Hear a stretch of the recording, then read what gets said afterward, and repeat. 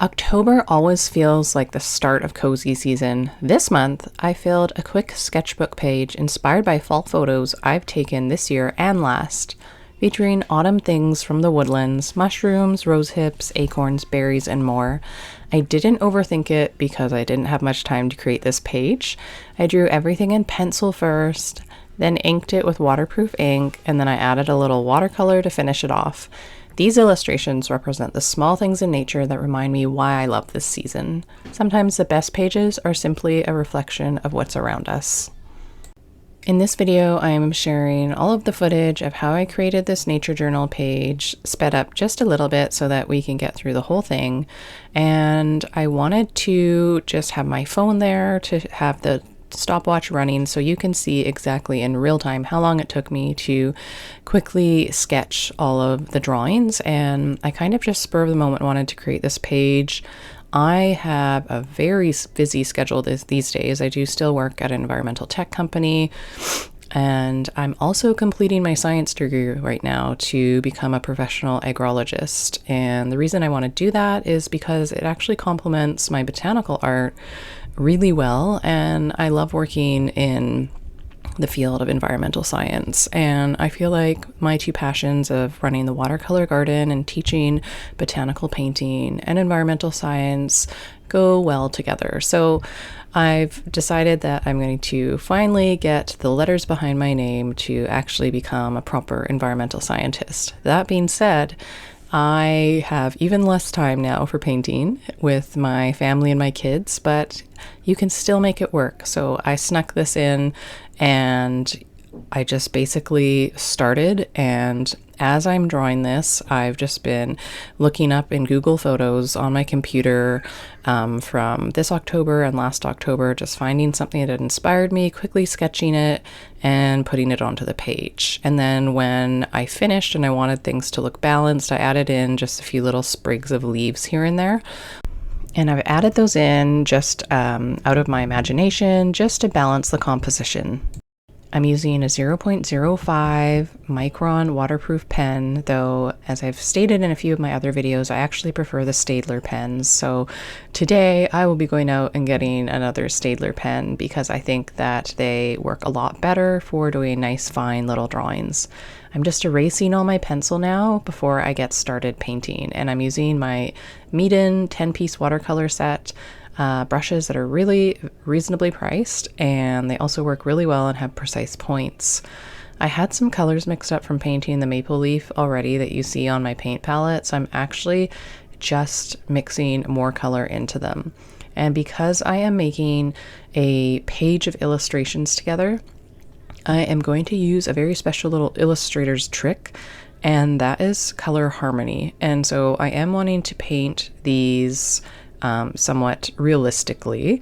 These are definitely not photorealistic paintings. They're just nature journal drawings, but I do want to paint the colors true to what they would be in nature. However, I don't want the whole page to look sort of wonky or everything separated. And so the trick that I am sharing with you is that you can add one color to all your colors to sort of marry them all together. So in this case, every single color that I used, I added a little bit of Holbein light red to.